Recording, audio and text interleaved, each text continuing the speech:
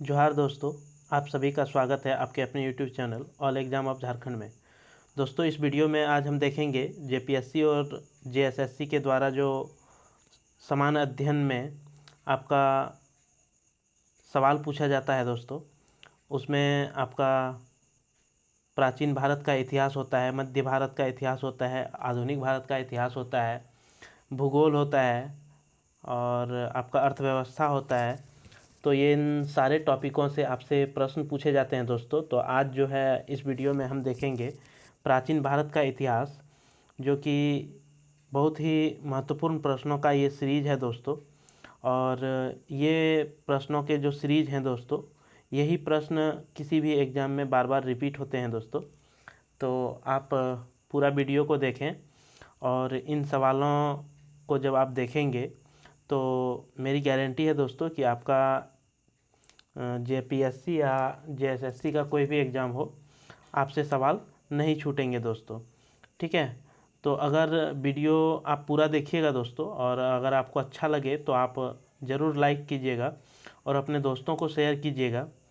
और जो नए दोस्त हैं, आप चैनल को सब्सक्राइब कर लीजिए, ताकि जेपीएससी या जेएसएससी के जितने भी एग्ज़ाम हैं उनमें से आपको इस तरह का video GK, Hindi, Khortha, Jharkhand GK का वीडियो इस चैनल के माध्यम से आपको दिया जाएगा दोस्तों।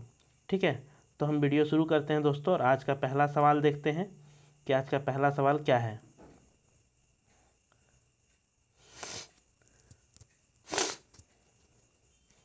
तो आज का पहला सवाल देखते हैं दोस्तों हम। ठीक है, ये इतिहास है दोस्तों, प्राचीन भारत का इतिहास। और आज का पहला सवाल हम देखते हैं। पहला सवाल है कि मानव उपयोग में लाई गई पहली धातु कौन सी है। तो तांबा, लोहा, कांसा या टीन। तो इसका सही उत्तर क्या हो जाएगा दोस्तों? इसका सही उत्तर हो जाएगा तांबा। ठीक है, तो तांबा जो है दोस्तों, ये मानव उपयोग में लाई गई पहली धातु तांबा है। भारत में ताम्रयुग की बस्तियां दक्षिण पूर्व राजस्थान, पश्चिमी मध्य प्रदेश और पश्चिम महाराष्ट्र में पाई जाती है। दक्षिण पूर्व राजस्थान की आहाड़ और गिलुंद से तांबे के साक्ष्य मिले हैं। आहाड़ का प्राचीन नाम ताम्रवती था। गिलुंद से तांबे के टुकड़े मिले हैं। ठीक है दोस्तों, नेक्स्ट प्रश्न देखते हैं। और नेक्स्ट प्रश्न है दोस्तों आपका कि भारत में चांदी की उपलब्धता के प्राचीनतम साक्ष्य मिलते हैं।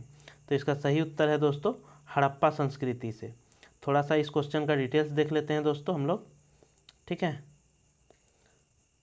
तो चांदी के प्राचीनतम साक्ष्य हड़प्पा सभ्यता से प्राप्त होते हैं। और एनसीईआरटी प्राचीन भारत के अनुसार हड़प्पा पाई स्वर्णकार चांदी, सोने एवं रत्न के आभूषण बनते हैं। यद्यपि ये चांदी का आयात अफगानिस्तान से करते हैं। ठीक है दोस्तों, नेक्स्ट प्रश्न देखें। तो आज का नेक्स्ट प्रश्न है आप लोगों का दोस्तों कि सिंधु घाटी सभ्यता निम्न में से किससे संबंधित और व्यापार करती है। तो इसका सही उत्तर क्या हो जाएगा दोस्तों? इसका सही उत्तर हो जाएगा इनमें से सभी। सिंधु घाटी जो है मेसोपोटामिया से भी व्यापार करता था और संबंध था पर्सिया और मिस्र। ठीक है, ये तीनों देशों से जो है इसका संबंध था दोस्तों। तो डिटेल्स थोड़ा सा देख लें। सिंधु घाटी सभ्यता का संबंध व व्यापार फारस, मेसोपोटामिया और मिस्र से था। सिंधव सभ्यता इन देशों से व्यापारिक संबंध काफ़ी अच्छा था। भारत चांदी व टीन का आयात ईरान से करता था। सरगोन युगीन सुमेरियन लेख से ज्ञात होता है कि मेलुह, दिलमन तथा मगन के साथ मेसोपोटामिया के साथ व्यापारिक संबंध थे। मेलुहा की पहचान सिंध से तथा दिलमुन की बहरीन से की गई है। मिस्र के साथ व्यापारिक संबंध का पता लोथल से प्राप्त मम्मी की आकृति से चलता है। ठीक है दोस्तों, तो इस मतलब जितने भी क्वेश्चन हैं दोस्तों उसका हम थोड़ा डिटेल्स आप लोगों को बताते हुए निकलेंगे दोस्तों। भारत में हड़प्पा का बृहत स्थल है राखीगढ़ी, धोलावीरा, कालीबंगन या लोथल। तो सही उत्तर हो जाएगा दोस्तों राखीगढ़ी से। ठीक है, नेक्स्ट प्रश्न देखें दोस्तों। तो आज का नेक्स्ट प्रश्न है आपका, पुराणों की संख्या है। तो कितने पुराण हैं दोस्तों? 18 पुराण। ठीक है, 18 पुराणों की संख्या जो है वह 18 है दोस्तों।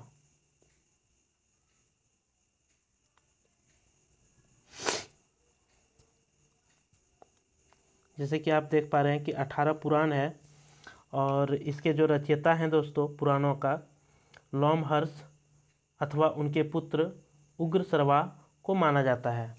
ठीक है, अधिकांश पुराणों की जो रचना हुई थी दोस्तों वह 4वीं शताब्दी ईस्वी में हुई थी और अमरकोश में पुराणों के 5 विषय बताए गए हैं: सर्ग, प्रतिसर्ग, वंश, मनवंतर, वंशानुचरित्र। ये 18 पुराणों में केवल 5 में मत्स्य, वायु, विष्णु, ब्रह्मांड, भागवत ही राजाओं की वंशावली पाई जाती है। ठीक है दोस्तों, नेक्स्ट प्रश्न देखते हैं। नेक्स्ट प्रश्न है कि धर्मशास्त्र के अंतर्गत आते हैं धर्मसूत्र, स्मृतियाँ, टीकाएँ, उपयुक्त सभी। तो इसका सही उत्तर हो जाएगा दोस्तों उपयुक्त सभी। धर्मसूत्र के अंतर्गत जो है आपका स्मृति भी आता है, भाष्य आता है, टीका आता है, निबंध आदि को सम्मिलित रूप से धर्मशास्त्र कहा जाता है। धर्मसूत्रों का काल सामान्यतः 500 से 200 ईसा पूर्व में लगभग निर्धारित किया जाता है। ठीक है दोस्तों, नेक्स्ट प्रश्न देखें दोस्तों। नेक्स्ट प्रश्न है कि निम्नलिखित 4 वेदों में से किस एक में जादुई, माया और वशीकरण का वर्णन है?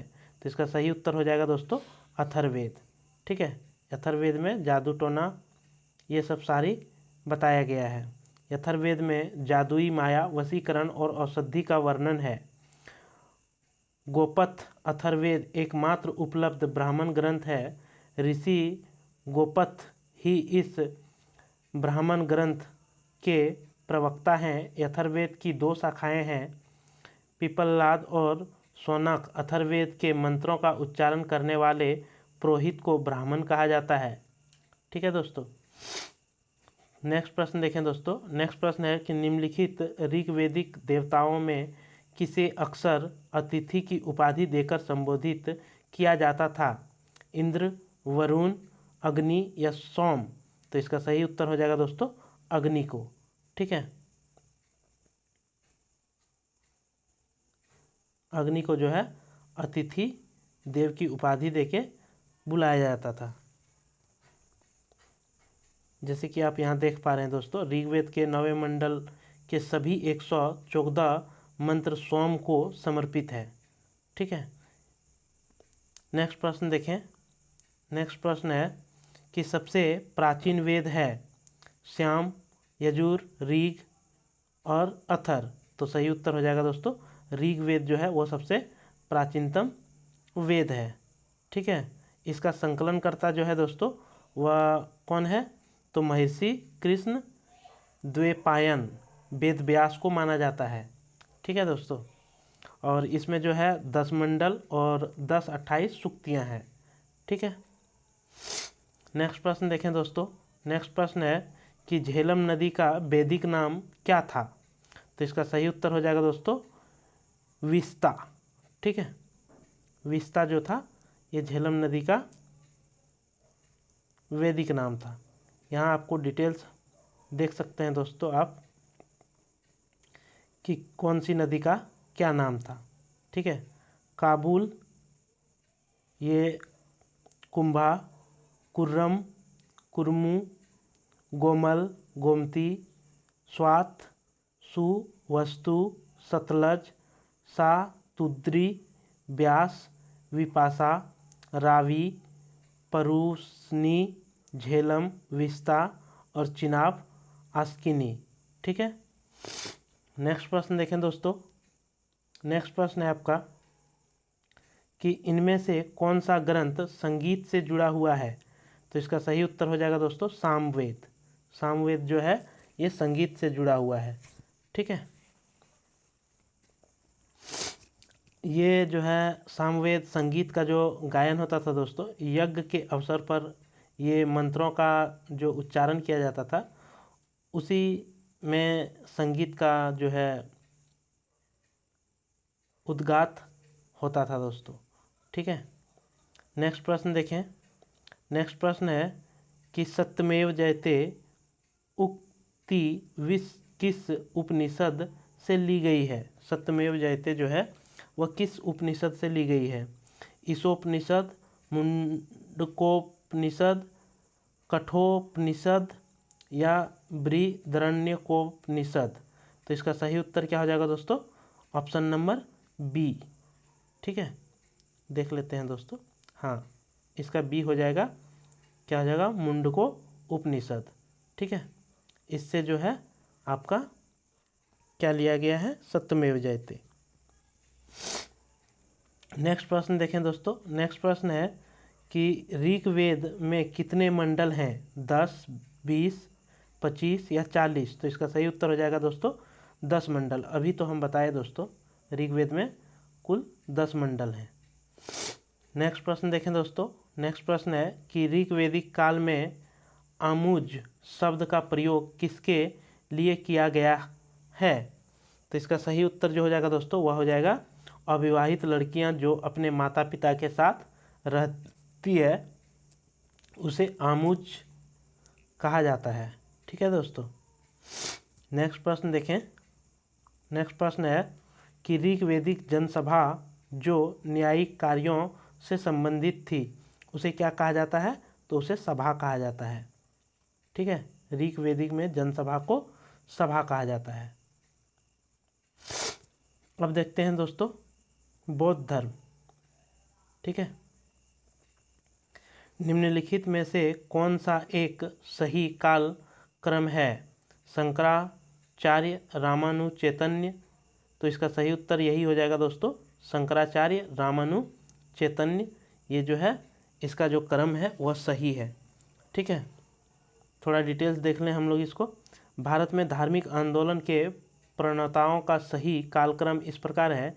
पहले शंकराचार्य आए, फिर रामानुज, फिर चैतन्य। शंकराचार्य ने सर्वप्रथम दक्षिण भारत में अद्वैतवाद का प्रतिपादन किया। रामानुज विशिष्ट द्वैत के संस्थापक थे और चैतन्य ने गोसाई संघ की स्थापना की थी। ठीक है दोस्तों। नेक्स्ट प्रश्न देखें दोस्तों। नेक्स्ट प्रश्न है कि चार्वाक दार्शनिक प्रणाली है। तो इसका सही उत्तर हो जाएगा मीमांस प्रणाली भी कहा जाता है। चार्वाक दार्शनिक प्रणाली को क्या कहा जाता है, मीमांस प्रणाली भी कहा जाता है। ठीक है दोस्तों। नेक्स्ट प्रश्न देखें दोस्तों। नेक्स्ट प्रश्न है आजीविक संप्रदाय के संस्थापक कौन थे। तो इसका सही उत्तर हो जाएगा दोस्तों मक्खिल गोसाल। ठीक है, नेक्स्ट प्रश्न देखें दोस्तों। नेक्स्ट प्रश्न है कि शैव संतों के लेखन के संग्रह के 5वां वेद भी समझा जाता है। उपरोक्त संग्रह का क्या नाम है। तो इसका सही उत्तर हो जाएगा दोस्तों तिरुमुराई। ठीक है, तिरुमुराई शैव संतों का जो लेखन संग्रह है वह 5वां वेद भी माना जाता है उसको। ठीक है, ये आपका 6ठी से 12वीं शताब्दी में की गई थी। नेक्स्ट प्रश्न देखें दोस्तों। नेक्स्ट प्रश्न है कि स्तूप से संबंधित सही है। तो इसका सही उत्तर हो जाएगा महापरिनिर्वाण। ठीक है, ये भगवान बुद्ध से संबंधित है दोस्तों। थोड़ा सा देख लेते हैं। भगवान बुद्ध अपने जीवन के अंतिम पड़ाव को कुशीनगर पहुँचे, जहाँ पर 483 ईसा पूर्व में 80 वर्ष की अवस्था में इसकी मृत्यु हुई। जिसे बौद्ध ग्रंथ में महापरिनिर्वाण की संज्ञा दी गई। मृत्यु के बाद बुद्ध के शरीर के अवशेष को 8 भागों में बांटकर उस पर 8 स्तूप का निर्माण कराया गया। अतः महापरिनिर्वाण का संबंध स्तूप से है। ठीक है, नेक्स्ट प्रश्न देखें दोस्तों। नेक्स्ट प्रश्न है कि जातक से संबंधित वर्णन सही है। तो जातक जो है इसका सही उत्तर हो जाएगा बुद्ध के पूर्व जन्म की कथा। ठीक है दोस्तों, नेक्स्ट प्रश्न देखें दोस्तों। नेक्स्ट प्रश्न है कि गांधार शैली की मूर्तिकला में बुद्ध का सारनाथ में हुए प्रथम धर्मोपदेश से संबंध मुद्रा का नाम है। तो इसका सही उत्तर हो जाएगा दोस्तों धर्मचक्र। ठीक है, नेक्स्ट प्रश्न देखते हैं। नेक्स्ट प्रश्न है कि बौद्ध धर्म में महायान और हीनयान संप्रदायों से सर्वाधिक मौलिक अंतर निम्नलिखित में से कौन सा है। तो इसका सही उत्तर हो जाएगा दोस्तों देवी देवताओं की पूजा से। ठीक है, नेक्स्ट प्रश्न देखें। नेक्स्ट प्रश्न है कि यमक बुद्ध पीतक से संबंधित है। तो अभिधम से। यमक बुद्ध पीतक जो है वह अभिधम से संबंधित है। ठीक है दोस्तों, डिटेल्स में उतना सभी क्वेश्चन में नहीं जाएंगे दोस्तों, क्योंकि अगर डिटेल्स सभी क्वेश्चन में जाएंगे तो बहुत ज़्यादा बड़ा वीडियो, लंबा वीडियो हो जाएगा और आपको परेशानी होगी दोस्तों। इसलिए हम थोड़ा जल्दी जल्दी आप वीडियो को पॉज करके आप आसानी से डिटेल्स को पढ़ सकते हैं दोस्तों।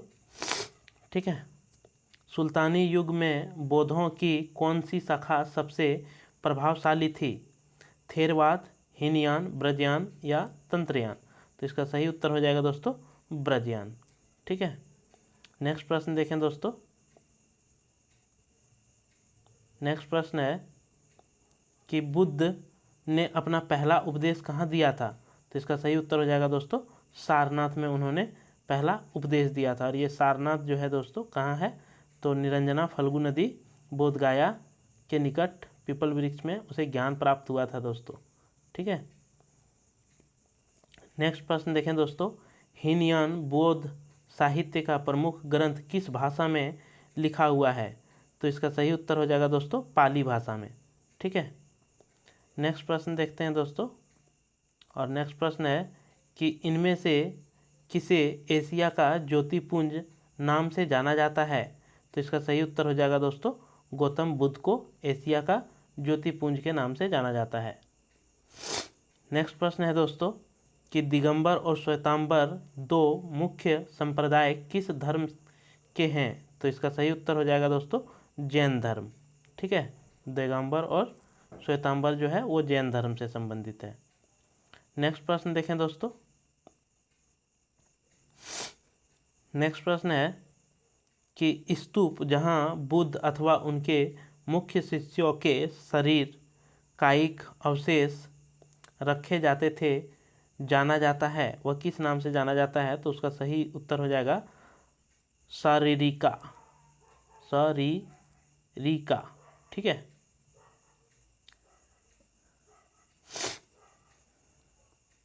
नेक्स्ट प्रश्न देखें दोस्तों।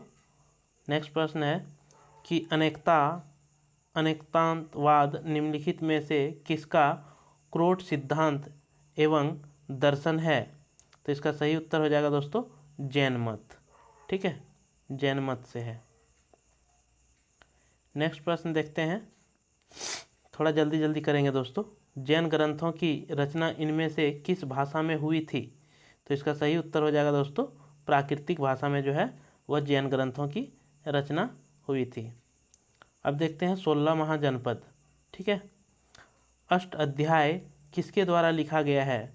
तो ये अष्ट अध्याय पाणिनि के द्वारा लिखा गया पुस्तक है। ठीक है दोस्तों, नेक्स्ट प्रश्न देखें दोस्तों।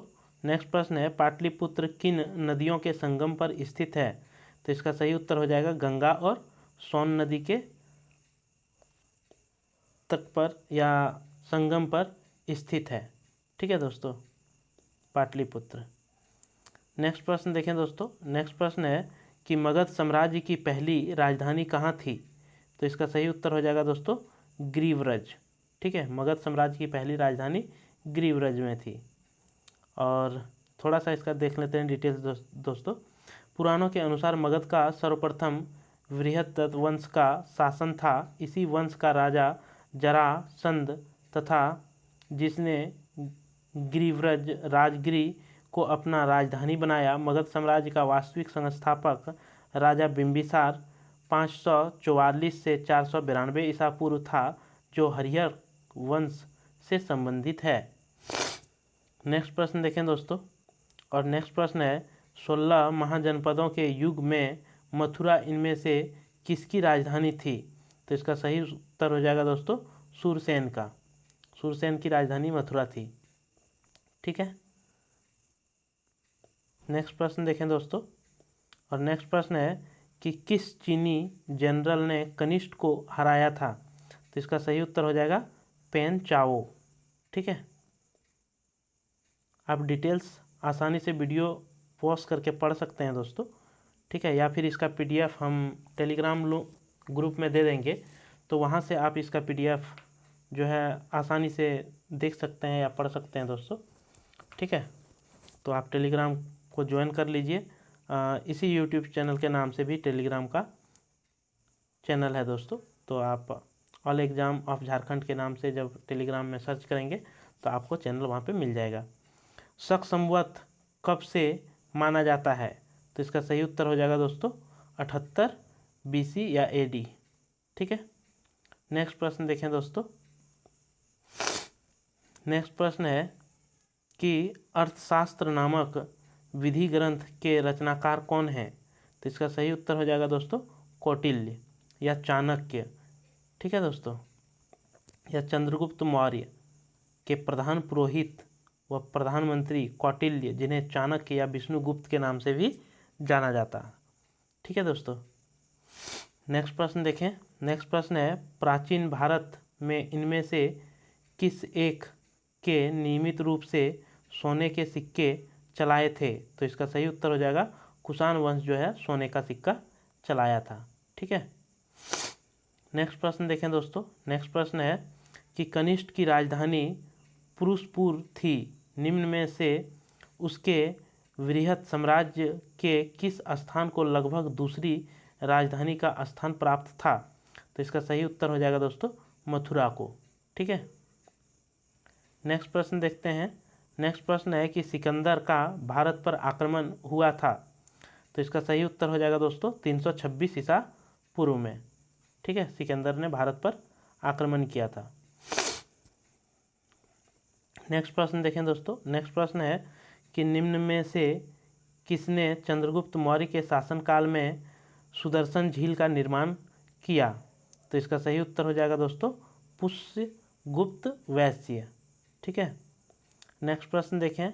नेक्स्ट प्रश्न है कि मौर्य इतिहास के स्रोत अंकित करते हैं कि भारत में दस्ता नहीं थी या है? तो इसका सही उत्तर हो जाएगा दोस्तों अशोक का शिलालेख बाहर। ठीक है, उस शिलालेख में ये वर्णित है। आप डिटेल्स आसानी से पढ़ सकते हैं दोस्तों वीडियो पॉज करके। नेक्स्ट प्रश्न है दोस्तों मौर्य काल में टैक्स को छिपाने या चोरी करने के लिए इनमें से क्या दंड दिया जाता था? तो इसका सही उत्तर हो जाएगा दोस्तों मृत्यु दंड दिया जाता था। नेक्स्ट प्रश्न देखते हैं। नेक्स्ट प्रश्न है कि निम्न में से किसे रानी अभिलेख कहा जाता है? तो इसका सही उत्तर हो जाएगा तीसरा लघु स्तंभ को जो है वह रानी अभिलेख कहा जाता है। ठीक है दोस्तों, नेक्स्ट प्रश्न देखते हैं। नेक्स्ट प्रश्न है कि निम्न मूल पाठ प्राचीन भारत के जासूसी प्रणाली के संबंध में विस्तृत एवं महत्वपूर्ण जानकारी देता है। तो इसका सही उत्तर क्या हो जाएगा दोस्तों? इसका सही उत्तर आपका हो जाएगा, देख लेते हैं दोस्तों, ऑप्शन नंबर बी। ठीक है, कौटिल्य और अर्थशास्त्र। कौटिल्य का अर्थशास्त्र को मूल पाठ प्राचीन भारत के जासूसी प्रणाली के संबंध का विस्तृत एवं महत्वपूर्ण जानकारी देता है। ठीक है, नेक्स्ट प्रश्न देखें दोस्तों। नेक्स्ट प्रश्न है कि संधित्रा मौर्य प्रशासन में निम्नलिखित में से किस विभाग का प्रभारी था? तो इसका सही उत्तर हो जाएगा दोस्तों कोषागार। ठीक है, नेक्स्ट प्रश्न देखते हैं। नेक्स्ट प्रश्न है कि मौर्य साम्राज्य के पेशावर के निकट उत्तर पश्चिम भाग में अशोक के शिलालेख थे। खरोष्टी लिपि में लिखा हुआ शिलालेख था अशोक का। ठीक है दोस्तों, नेक्स्ट प्रश्न है दोस्तों कि चाणक्य ने कौन सा ग्रंथ लिखा था? तो इसका सही उत्तर क्या हो जाएगा दोस्तों? इसका सही उत्तर हो जाएगा अर्थशास्त्र। ठीक है, अभी तो इसका हम आपको जस्ट पहले ही बताए हैं दोस्तों इसका व्याख्या। नेक्स्ट प्रश्न है दोस्तों कि कनिष्ठ बौद्ध धर्म के किस शाखा का अनुयायी था? तो इसका सही उत्तर क्या हो जाएगा दोस्तों? इसका सही उत्तर आपका हो जाएगा महायान। ठीक है, इसका सही उत्तर हो जाएगा महायान। नेक्स्ट प्रश्न देखें दोस्तों, और ये संगम काल आ गया दोस्तों। आज हम लोग प्राचीन भारत का इतिहास का जितने भी प्रश्न बनते हैं दोस्तों, सारे प्रश्नों को देख लेंगे। ठीक है, किस ऋषि के बारे में कहा जाता है कि उन्होंने दक्षिण भारत का आर्यकरण किया, उन्हें आर्य बनाया? तो इसका सही उत्तर हो जाएगा दोस्तों अगस्त्य, ऋषि अगस्त्य ने। नेक्स्ट प्रश्न है दोस्तों कि तोरमान किस जातीय दल का था? तो इसका सही उत्तर हो जाएगा दोस्तों हुन जातीय दल का तोरमान था। नेक्स्ट प्रश्न देखते हैं, अजंता की कला इनमें से किसने प्राश्रय दिया? तो इसका सही उत्तर हो जाएगा दोस्तों वाकटक। ठीक है, वाकटक। आप डिटेल्स को पढ़ लीजिएगा दोस्तों। नेक्स्ट प्रश्न है कि एलोरा में गुफाएं और शैलकृत मंदिर है। तो इसका सही उत्तर हो जाएगा दोस्तों एलोरा की गुफाएं जो है ये तीनों धर्म से संबंधित है, हिंदू, बौद्ध और जैन। नेक्स्ट प्रश्न देखें दोस्तों। नेक्स्ट प्रश्न है कि कवि कालिदास के नाम का उल्लेख किसमें हुआ है? तो इसका सही उत्तर क्या हो जाएगा दोस्तों? इसका सही उत्तर हो जाएगा आपका ऐहोल के उत्कीर्ण लेख में। ठीक है, नेक्स्ट प्रश्न देखें दोस्तों। आपको सूचीबद्ध मिलान करना है, एक तरफ राजा का नाम दिया हुआ है और दूसरी तरफ उसके पत्नी का नाम दिया हुआ है। तो इसका सही उत्तर जो हो जाएगा दोस्तों वो आपका हो जाएगा ऑप्शन नंबर सी। ठीक है, ऑप्शन नंबर सी, यानी कि चंद्रगुप्त मौर्य का जो था वो कुमार देवी। ठीक है, इसके बाद आपका जो है समुद्रगुप्त का जो था वह दत्ता देवी। इसके बाद आपका जो है चंद्रगुप्त द्वितीय का कुबेर नाग, और कुमारगुप्त का जो था अनंता देवी। ठीक है, नेक्स्ट प्रश्न देखें दोस्तों। नेक्स्ट प्रश्न है कि अभिशकुंतलम की रचना किसने की थी? तो इसका सही उत्तर हो जाएगा दोस्तों कालिदास। ठीक है, आप डिटेल्स देख सकते हैं दोस्तों। नेक्स्ट प्रश्न है दोस्तों कि वह कौन सा गढ़वाल राजा था जिसने एक नए प्रकार का कर तुरुष्क दंड लगाया? तो इसका सही उत्तर हो जाएगा दोस्तों चंद्रदेव। ठीक है, नेक्स्ट प्रश्न देखें दोस्तों। नेक्स्ट प्रश्न है कि पाल व प्रतिहार समय में सीधे प्राश्रित क्षेत्र में जिले को जाना जाता था। तो इसका सही उत्तर हो जाएगा विषय। ठीक है दोस्तों, नेक्स्ट प्रश्न देखें।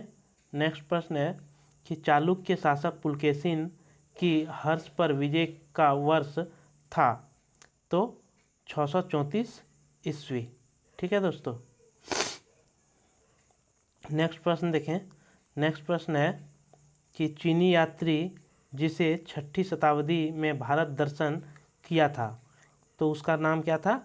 सुंग युंग। ठीक है, ये 6ठी शताब्दी में भारत आया था। नेक्स्ट प्रश्न है दोस्तों कि निम्नलिखित में से कौन एक कवि एवं संगीतज्ञ भी था जो कविराज अथवा कवियों के शासक के उपनाम से में प्रसन्नता अनुभव करता था? तो इसका सही उत्तर हो जाएगा दोस्तों समुद्रगुप्त। ठीक है। नेक्स्ट प्रश्न देखें दोस्तों। नेक्स्ट प्रश्न है कि भारत का नेपोलियन किसे कहा जाता है? तो भारत का नेपोलियन समुद्रगुप्त को ही कहा जाता है दोस्तों। ठीक है। नेक्स्ट प्रश्न है कि किस गुप्त शासक के समय चीनी यात्री फाहियान भारत आए थे? तो इसका सही उत्तर हो जाएगा दोस्तों चंद्रगुप्त द्वितीय के शासनकाल में फाहियान जो है वो भारत आए थे। नेक्स्ट प्रश्न देखें दोस्तों। नेक्स्ट प्रश्न है कि अनुलोम विवाह में वर किस वर्ण का होता था? तो इसका सही उत्तर हो जाएगा दोस्तों उच्च वर्ण का होता था। ठीक है। नेक्स्ट प्रश्न देखें दोस्तों। नेक्स्ट प्रश्न है कि स्मृतियों के अनुसार विवाह कितने प्रकार के होते थे? तो इसका सही उत्तर क्या हो जाएगा दोस्तों? इसका सही उत्तर हो जाएगा 8। विवाह का जो प्रकार होता था वह 8 प्रकार का होता था। ठीक है। नेक्स्ट प्रश्न देखें दोस्तों। नेक्स्ट प्रश्न है कि पूर्वी भारत में प्रमुख भारतीय रोमन व्यापारिक स्थान था? तो इसका सही उत्तर हो जाएगा दोस्तों तामलुक। तामलुक जो था ये पूर्वी भारत का भारतीय रोमन व्यापारिक स्थान था। नेक्स्ट प्रश्न है राजतरंगिणी के लेखक कौन थे दोस्तों? तो कल्हण जो है राजतरंगिणी के लेखक थे। नेक्स्ट प्रश्न देखें दोस्तों। नेक्स्ट प्रश्न है निम्नलिखित को कालक्रम में व्यवस्थित कीजिए। तो इसका सही उत्तर क्या हो जाएगा दोस्तों? ऑप्शन नंबर सी, यानी कि पहले सातवंश, फिर सातवाहन, फिर वाकटक और फिर चालुक्य। ठीक है। नेक्स्ट प्रश्न देखें दोस्तों। नेक्स्ट प्रश्न है कि ईसा की प्रथम शताब्दी की पुस्तक नेचुरल हिस्टोरिका के लेखक कौन है? तो इसका लेखक प्लिनी है। ठीक है दोस्तों। नेक्स्ट प्रश्न देखें। नेक्स्ट प्रश्न है कि कल्हण की राजतरंगिणी की तरह एक इतिहास की पुस्तक गोड़वाहो लिखी थी? तो इसका सही उत्तर हो जाएगा दोस्तों वाकपति द्वारा। ठीक है। नेक्स्ट प्रश्न देखें दोस्तों। नेक्स्ट प्रश्न है कोणार्क किस लिए प्रसिद्ध है? तो इसका सही उत्तर हो जाएगा दोस्तों कोणार्क सूर्य मंदिर है जो कि ओडिशा में स्थित है। नेक्स्ट प्रश्न, और ये जो है दोस्तों ये आज का अंतिम प्रश्न होगा, और फिर हम लोग मध्यकालीन इतिहास, भारत का इतिहास को नेक्स्ट वीडियो में देखेंगे दोस्तों। तो आज का ये अंतिम प्रश्न है कि विक्रमशिला विश्वविद्यालय इनमें से आज के किस राज्य में अवस्थित है? तो इसका सही उत्तर हो जाएगा दोस्तों बिहार राज्य में। ठीक है। और तो हम नेक्स्ट वीडियो में देखेंगे मध्यकालीन भारत का इतिहास देखेंगे दोस्तों, और एक वीडियो में कोशिश करेंगे कि पूरा मध्यकालीन भारत का इतिहास जो है आपको सारे सवालों को करा दिया जाए दोस्तों। तो आप कंटिन्यू इस चैनल पे बने हुए रहें दोस्तों। आपको यहाँ से बहुत सारे ऐसे वीडियो दिए जाएंगे जो आपको डायरेक्ट एग्ज़ाम में मदद मिलेगा दोस्तों। ठीक है। तो आपको अगर ये वीडियो अच्छा लगा हो दोस्तों तो आप लाइक कर दीजिए और अपने दोस्तों को भी शेयर कर दीजिए, और जो नए दोस्त देख रहे हैं वह चैनल को सब्सक्राइब कर लीजिए। चलिए दोस्तों, फिर हम अगले वीडियो में मिलते हैं। तब तक के लिए सभी को मेरे तरफ से जोहार, धन्यवाद, जय झारखंड।